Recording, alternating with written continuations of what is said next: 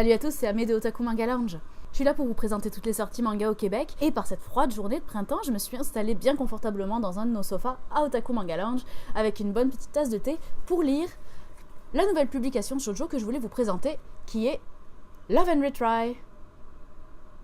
Alors dans Love and Retry, on suit Mitsu lors de son entrée à l'université, et on va rapidement apprendre le petit secret de Mitsu, mais c'est qu'elle ne s'est jamais remise de son premier amour. C'est le jour de la rentrée à l'université où elle s'aperçoit que ce garçon dont elle a été tellement amoureuse, Kaede, est non seulement son voisin, mais aussi s'est inscrit dans la même université qu'elle. 5 ans ont passé et il est encore plus beau qu'avant.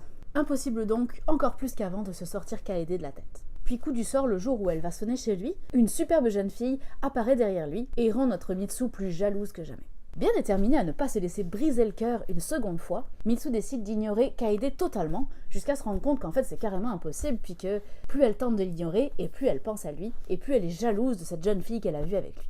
Comprenant alors qu'elle ne pourra pas s'empêcher de retomber amoureuse de Kaede, Mitsu prend alors la position inverse. Et si recommencer à zéro avec mon ex, c'était possible?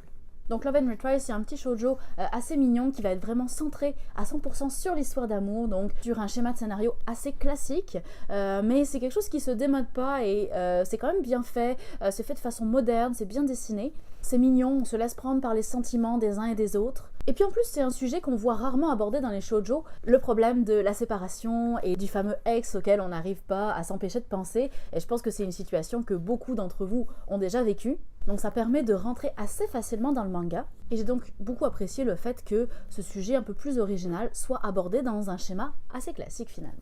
Le tome 1 et le tome 2 sont sortis en même temps, donc sont déjà disponibles à Otaku Manga Lounge, et le tome 1 contient une très jolie carte illustrée et colorisée à collectionner.